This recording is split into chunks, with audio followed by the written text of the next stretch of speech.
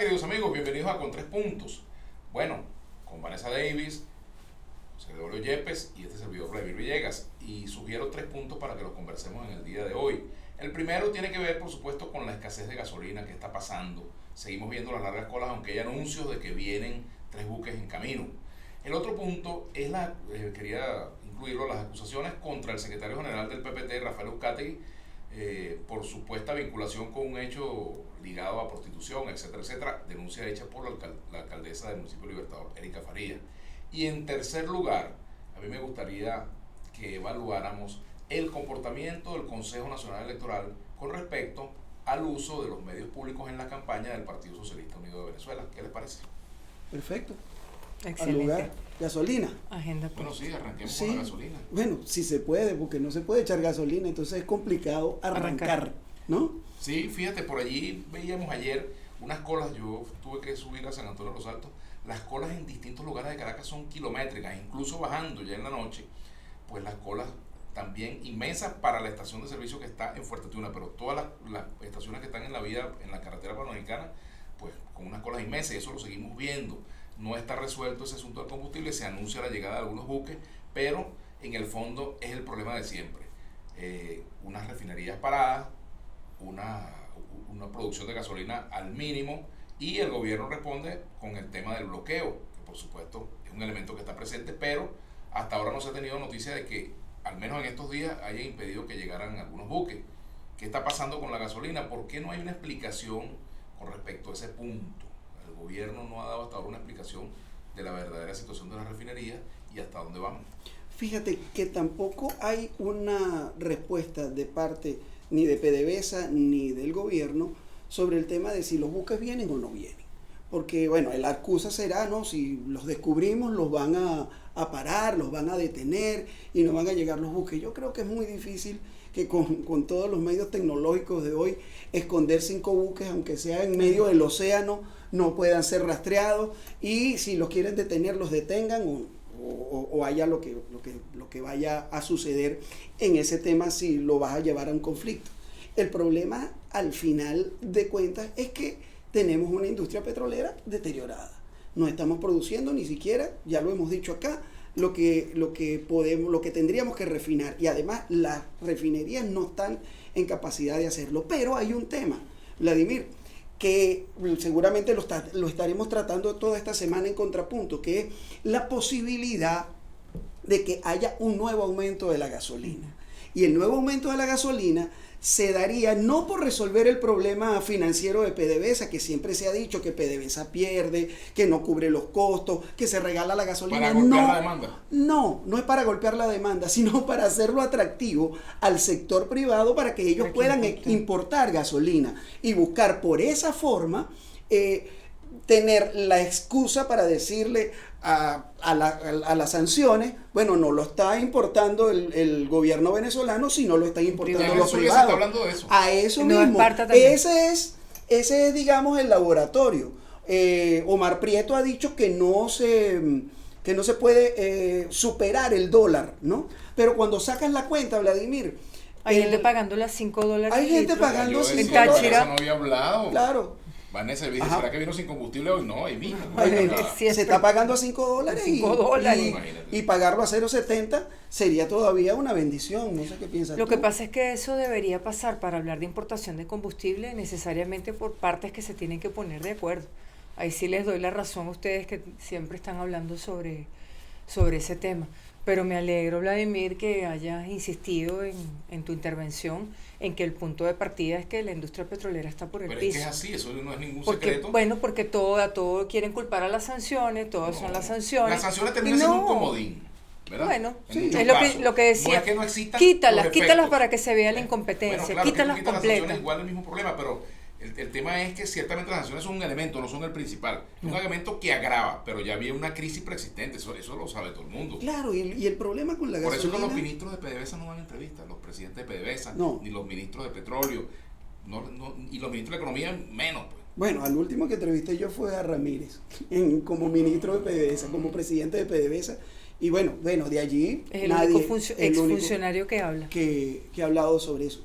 Pero hay un tema muchísimo más grave o sea, atado al tema de la gasolina, que es el problema de inflación. Ya el SENDA está registrando que es que entonces todo comienza a aumentar. Porque los costos de la gasolina, sí, o sea, perdón, no, sí, pero una gasolina $5 el litro, una locura, claro. Sin necesariamente eso se va a reflejar en los precios. Hay gente que no está dejando de trabajar. Los productores de Lara y los proveedores de insumos a los productores del campo de Lara llegan y dicen, bueno, yo no puedo dejar de trabajar. Y esa gente tiene que agarrar su carro e ir al campo para llevar los productos. Y dice, ¿y qué hago? Se lo achaco, se lo clavo al producto, un tanque de gasolina que tenía que llenar con 0,01 dólares el litro y lo tiene que llenar en 5 Sin dólares. la certeza de que lo vas a conseguir, porque ese es el otro aspecto del problema, que la incertidumbre encarece también el producto, o sea, la gente guarda, y por eso hemos visto, Vanessa, en estos días vi la información de que en el Valle, en unos apartamentos, creo en la residencia de San Pedro, un incendio de unos vehículos, ¿no? Porque entonces también la gente comienza a almacenar la gasolina, no tiene las condiciones para almacenarla, y se producen este tipo de accidentes. Claro, y entonces, o sea, todo el tema del combustible trae atado una serie de peligros, de consecuencias en los precios, además del tráfico, además ¿qué hacer? ¿Qué hacer? Generar el espacio de negociación que dijo Vanessa que hay que crear. Cuidado. Qué bien, ¿verdad? ¿No? Qué bien, Cuidado, no, porque evidentemente para una negociación tienen que ceder. Aquí la solución, quizá me salgo del tema, pero la solución al conflicto es una elección parlamentaria. Probablemente sí para el 10-15% de la población. Para el 85% de la población, el problema es la elección presidencial. Es tener la posibilidad de un cambio político que la mayoría del país decida, acuerde por la vía electoral y no por la vía violenta. Si había un gobierno de emergencia, en 15 días resuelven el problema. O sea, si pueden resolverlo. Me refiero a todo, porque entonces se quiere meter al país en la agenda de las elecciones parlamentarias, soslayando, dejando de lado el problema de fondo. No se hacen las elecciones parlamentarias y se resuelve el problema de la gasolina. No estoy diciendo que no se haga. Claro, el tema es lo que estoy espacio. diciendo es que justamente el acuerdo político del que ustedes que tanto hablan debería llevar a la solución del conflicto. Pero hay acciones urgentes que hay que hacer, como lo dijo Capozolo en la semana pasada. Señor Guaidó, señor Maduro, pónganse de acuerdo porque necesitamos gasolina para trasladar a la gente y hay que resolverlo. O sea, no podemos esperar a que lleguemos a las presidenciales, a que los políticos se pongan de acuerdo para las presidenciales o se pongan de acuerdo para las parlamentarias, para las que sean, cuando el problema que tenemos no se Sin embargo, la Unión enfrenta. Europea ha insistido en las condiciones, ya que tocaron el tema, ha insistido en las condiciones que deben darse para la realización de las parlamentarias, con lo cual sí le brindan a las elecciones parlamentarias al menos la condición de un proceso que de alguna forma abre un nuevo juego político. Si se crearan esas condiciones. Si se cumplen unas condiciones que hasta ahora no se han cumplido. Pero en todo caso, las elecciones van, más allá de que nos guste o no, pero como el tiempo lamentablemente van y ahí tomo las palabras de José Manuel Olivares. ¿Por qué digo lamentablemente? No por el proceso electoral en sí, a cada uno de ustedes, sino por la situación sanitaria. ¿Tú vas a votar? Yo creo que sí. ¿Y tú? No lo sé, pero no cuestiono ni al que vote ni al que no vote. Yo voy a votar. No el que quiera votar, bienvenido. Yo voy a votar. Y ya veré por quién voto. Si es la opción que tengo para tratar de generar una respuesta o cambios en el país o sostener las cosas, yo creo que hay que votar. Bueno, esa oportunidad, uno que ya ha pasado por el abstencionismo, claro. Entonces llega y dice, creo que la opción es votar. Sí. Ese es mi... Ahí vamos con el tema que tú ponías de Rafael. Me abstengo de no votar. Ahora fíjate. Pero hay que respetar al que Rafael Ucate acaba de decir en una entrevista que yo le hice para Vladimir La Carta que el falso positivo que él denuncia le montó Erika Farías es precisamente el costo que está pagando por promover y establecer una alianza estratégica con el Partido Comunista y el resto de fuerzas que forman parte de la Alternativa Popular Revolucionaria. Muy grave, es muy grave porque pareciera que entonces tú llegas, te sales del redil y entonces en ese momento tienes todos los problemas y tienes todas las fallas del mundo. Si fuese el caso, cosa que dudo, porque uno conoce a Rafael Uzcategui también, entonces Erika Farías se dio cuenta de eso justo cuando hacen la alianza con el PCB. Por Dios, ¿me explico?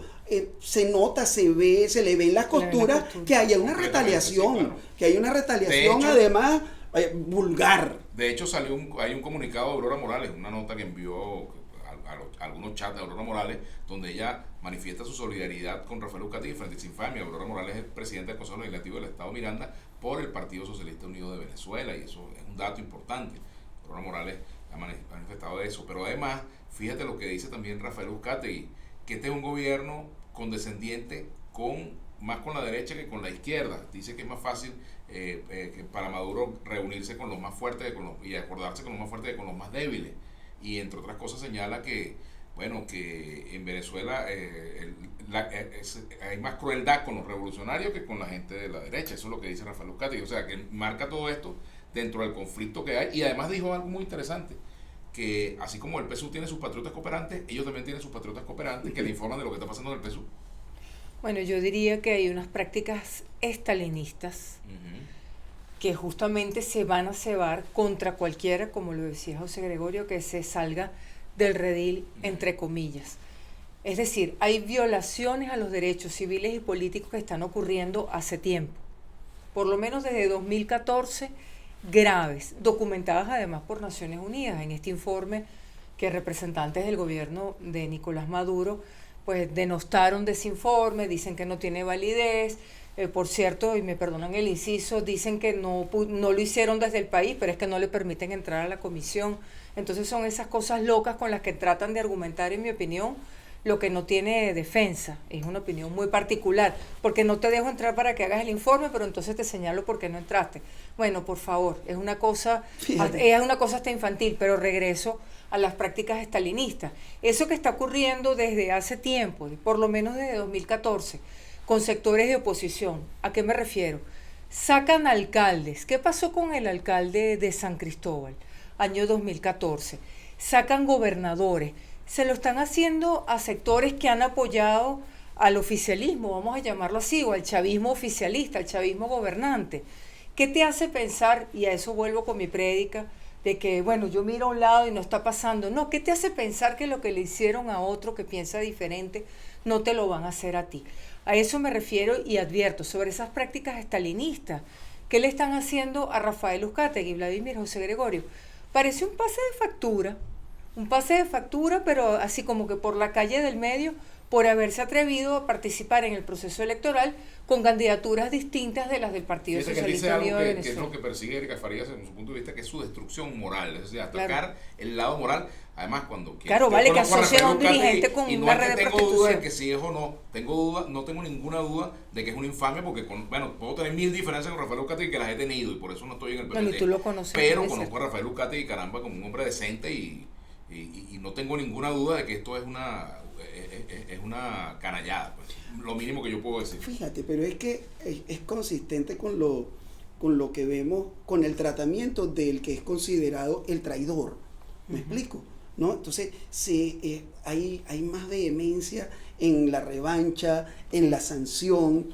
Fijémonos, de los indultos políticos no hubo nadie vinculado con, digamos, ni a gente Baduel, del proceso, ni a Baduel, ni Rodríguez Torres, ni los gerentes de PDVSA, ni la gente que presos de PDVSA que ya cumplieron su condena en el caso de que hubiesen sido declarados culpables de los casos en los que están. A Gladys Parada, por ejemplo. Me refiero a Gladys Parada, de Arnelli, no recuerdo su apellido ahora, también. Entonces, están allí y están viviendo 6 años de prisión. Ya cumplieron la condena, sin haber sido es condenados. una locura. Y todavía están allí. Y tienen, lo peor es que tienen boletas de descarcelación. En muchos casos. Y todavía no están, no se procede dentro de lo que dicta del Estado de Derecho, del por Estado favor, de Derecho del Estado de venezolano. Derecho. Por eso no se puede mirar a un lado cuando se denuncian violaciones a los derechos humanos. Claro, son malas siempre hay que condenarlas. Bertolt Brecht, ahora vienen por mí, pero ya está. Por cierto, hay que Rafael condenarlas. Uzcategui dijo algo también en el programa que a mí me llamó mucho la atención. ¿Qué dicen las personas que conocen a Rafael Uzcategui? Por ejemplo, Aristóbulo Isturi, que militó con él en el PPT, en la causa R. ¿Qué dice Ilenia Medina, que acaba de salir del PPT? Si eso que le acusan a Nero Uzcategui es cierto, entonces ¿por qué Ilenia Medina lo cayó si fuese cierto? ¿Y por qué Ilenia Medina no ha dicho nada sobre este tema, verdad? Sobre esta acusación contra Rafael Uzcategui. ¿Están de acuerdo con lo que dice la alcaldesa? ¿Por qué no dicen algo? Claro, porque en todo caso eso no sería de ahora, Claro. vendría siendo una práctica Bueno, y entonces o sea ahora que- es que se dieron cuenta, no, por favor. Nos estamos pasando de tiempo y nos queda tu último tema, Vladimir. Adelante. No, adelante, usted lo puso. Adelante. Bueno, mira, hemos visto reiteradamente, y cuando uno está haciendo su programa lo ve casi que a diario, es raro cuando no ocurre, al presidente de la República presentando a candidatos, haciendo actos, reuniones partidistas por videoconferencia, hablando de sus candidatos a la Asamblea Nacional. Y yo no veo que el Consejo Nacional Electoral, que está allí para vigilar esas cosas, diga nada. No lo dicen, ninguno de los rectores, tengo que decirlo, ni los del gobierno ni los de la oposición. Y entonces se está viendo una vez más que es la violación de uno de los acuerdos, el acceso por igual a los medios. O sea, los medios del Estado no pueden ser parte del tinglado electoral del partido de gobierno. Eso no debería ser así, ni en Venezuela ni en ningún lugar. Que antes pasaba, que con Chávez pasaba, es verdad. Pero estamos viviendo la era actual. En este momento contribuye a que tengamos unas elecciones realmente competitivas, el que desde los medios del Estado se haga campaña abierta y sin ningún tipo de cortapisa a favor de los candidatos del gobierno, porque son los candidatos del gobierno, hay que decirlo de esa manera. ¿Qué pasa con las otras fuerzas políticas? ¿Por qué esta situación se mantiene? A mí me parece que eso es preocupante. Es muy preocupante. Y tú recuerdas que creo que fue dentro de la gestión de Caleca, que a Chávez, al comando de campaña de Chávez, Sí. se le Se le multó, multó, claro. se le multó y se hizo Y todo dejó de un hacer el show aló y toda la presidente. cosa, y dejó de hacer el aló presidente. Claro. Entonces, necesariamente, para que existan las condiciones necesarias para que la Unión Europea lo avale, para que todo el mundo democrático avale un proceso electoral como el que se ha convocado para el 6 de diciembre, el Consejo Nacional Electoral debería también tomar Eso que hace el gobierno en gasolina acciones. es combustible para el abstencionismo. Eso es lo que quieren. Probablemente sí, pero ¿Qué llegamos al dice final, Pero contrapunto dinos porque algo antes de irnos. estamos pasados de tiempo. Hasta el próximo miércoles, con 3 puntos. El resto lo pone usted.